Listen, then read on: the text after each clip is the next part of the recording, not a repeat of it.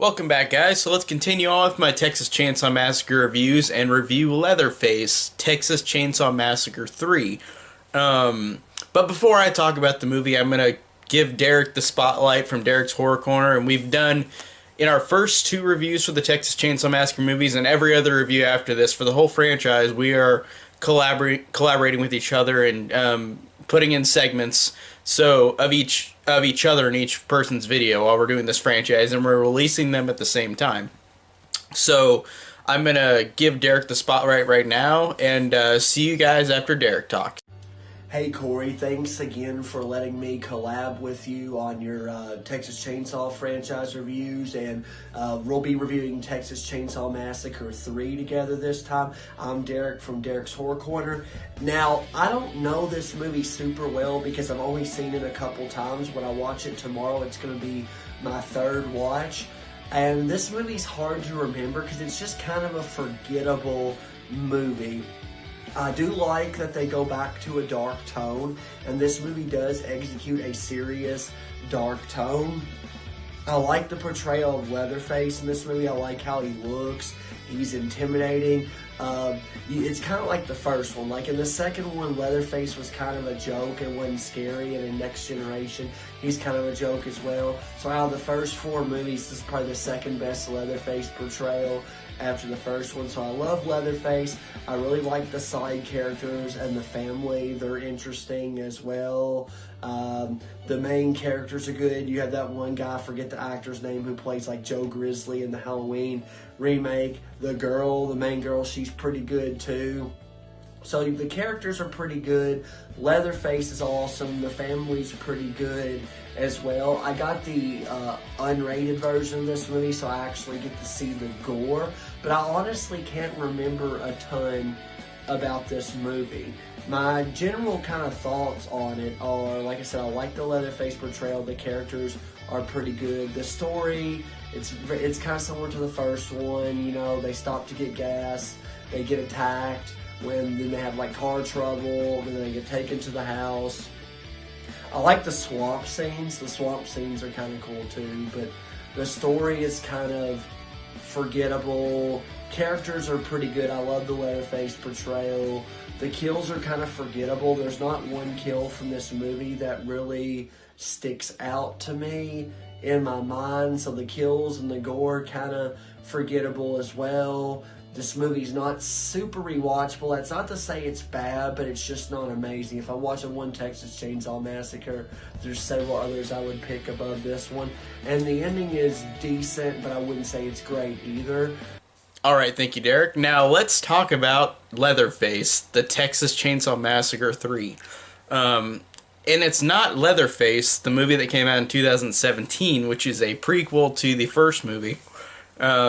And Texas Chainsaw 3D, if you count that timeline of those three movies. This one came out in 1990, after Texas Chainsaw Massacre 2, which was very humorous. It was a very comical movie, in horror comedy, in a way where people were not expecting that with the second movie. And Tobe Hooper directed the first two movies, and he made the most terrifying movie ever made, in my opinion, that I've seen, with the first movie. And then in the second movie, he made a great comedy, a great, genuinely funny comedy with some good scary moments. But a lot of fans didn't like the comedy in the second one. A lot of people were turned off by it. But I commemorated Tobe Hooper for doing something different, not doing the exact same movie again, and trying and maybe failing. And in a lot of people's eyes, they thought he did fail with the second one, but I don't think so. I thought the second one was a great movie and a great sequel.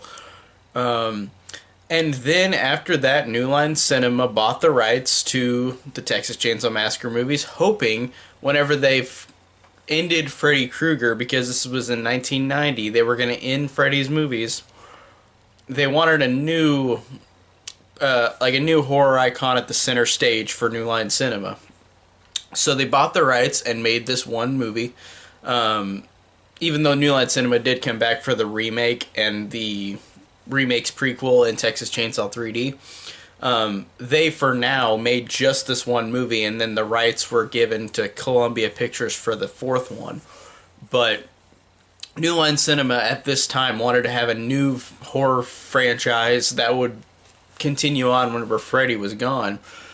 And they made this one movie and it bombed, so they held off for a while on the rights, and they made this one movie for a while until the remake. So it's funny that they took the rights away from MGM and Canon Pictures and did their own thing, but then they just had it kind of as a basic one-off. Like this movie, in terms of all the movies, this one might be the most forgettable one, honestly. It's between this and, ironically, the other one called Leatherface, where that one was really forgettable too. So I want to point out in the beginning of the movie, we get the narration, like the first four movies do, where it's got the text crawl. And in this film, it says that Sally dies in 1977 after being in an institution for 4 years, since 73, whenever the first movie happened. And Leatherface is still just alive after 2, and there's a new Sawyer family, and the grandpa's there again, even though he should have died and exploded in the last movie. So, but who cares? Fuck continuity. That doesn't matter. We need a new Leatherface movie. You don't care. We're just gonna keep going without the continuity intact. This is the first one where the continuity really sucks, and you'll notice as these movies go along, they get worse, because the fourth one does the same thing with continuity, because the fourth one is like a reboot, but it's still a sequel to the first three. Even though it doesn't acknowledge the first, it doesn't really acknowledge 2 and 3 besides like a line in the fourth movie. So every one of these movies afterward, excluding the remake and the prequel, have really shitty continuity. Like, it's horrible.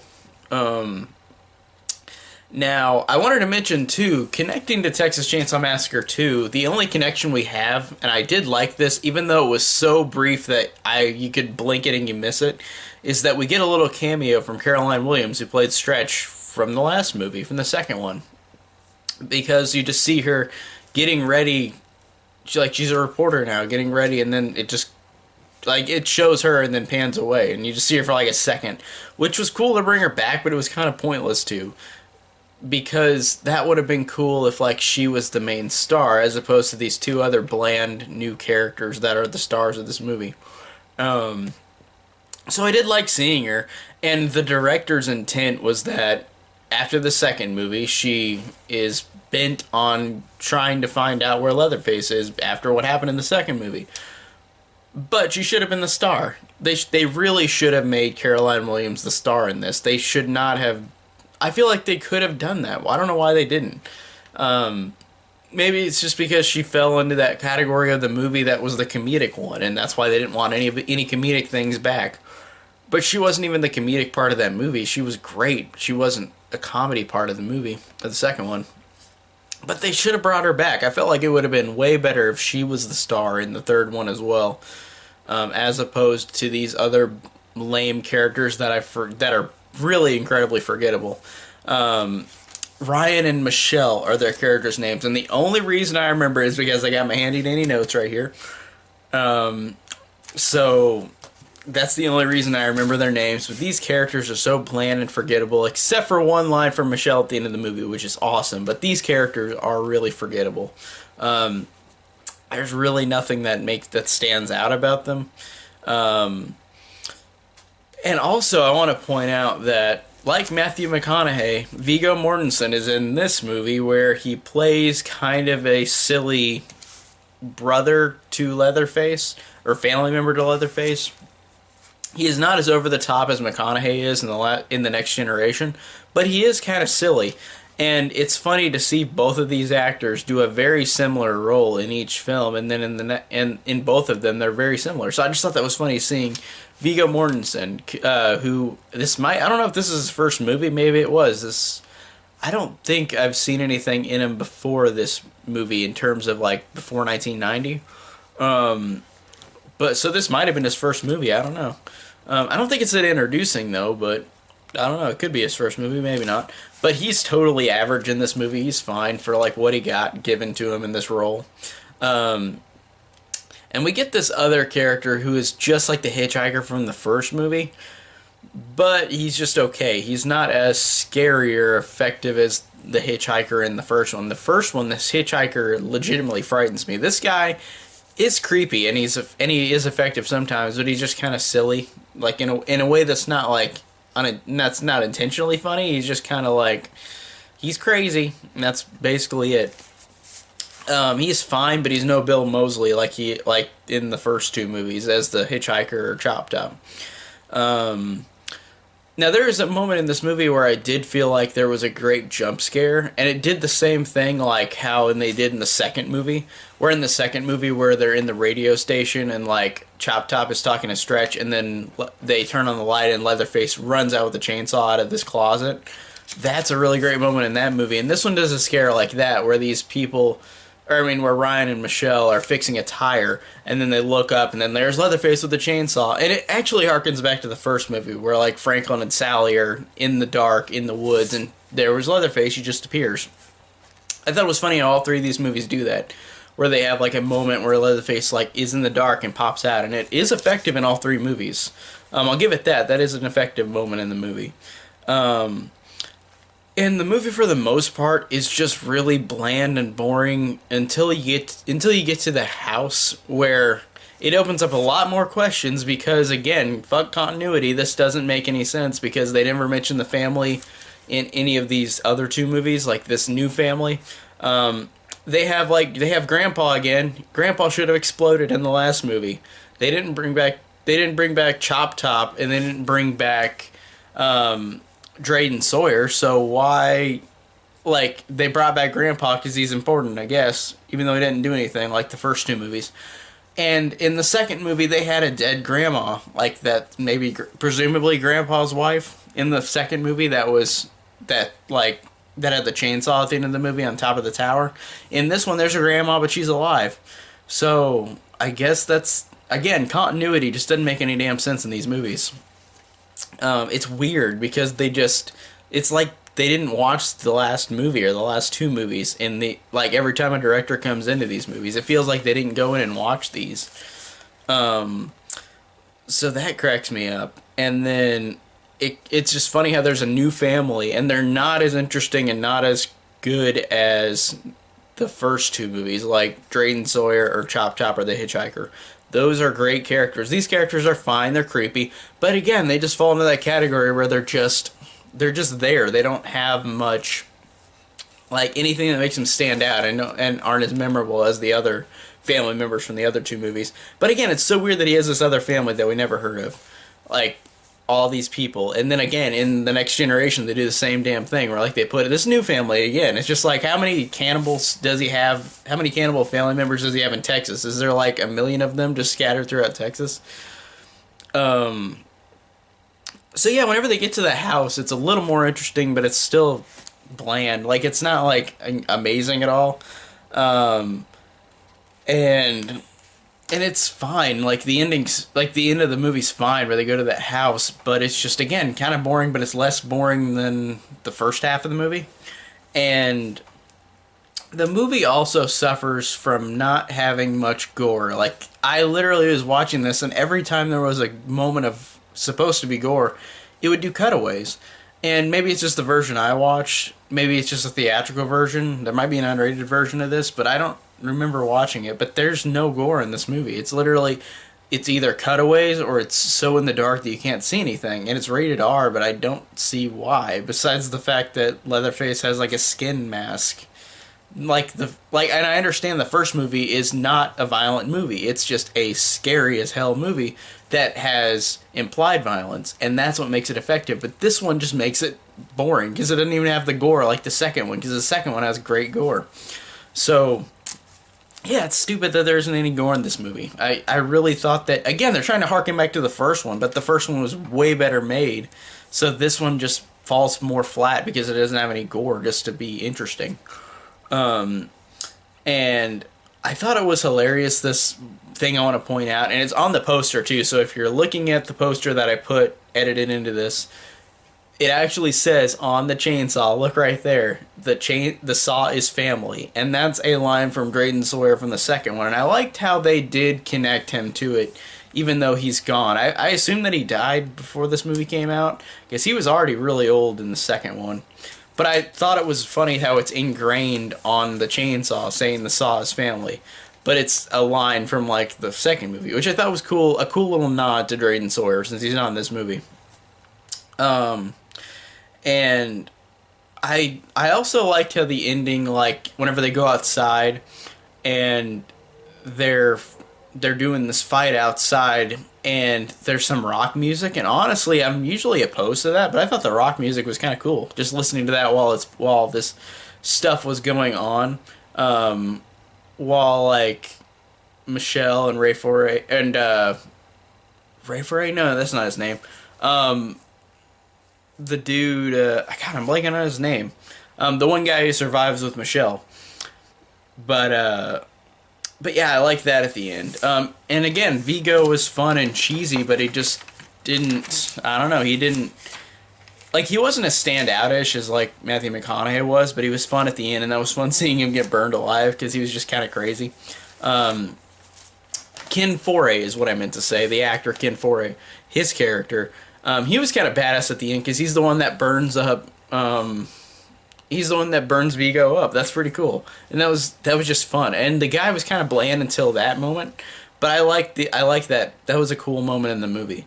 And it's kind of weird because we have the ending fight, which is in a weird location because it ends in a swamp where like you think Ken Foray is gonna be killed, and it looks like he did get killed, and then he just comes back at the end like, "Oh yeah, I'm fine," to Michelle, like, "I'm okay, I didn't get hurt."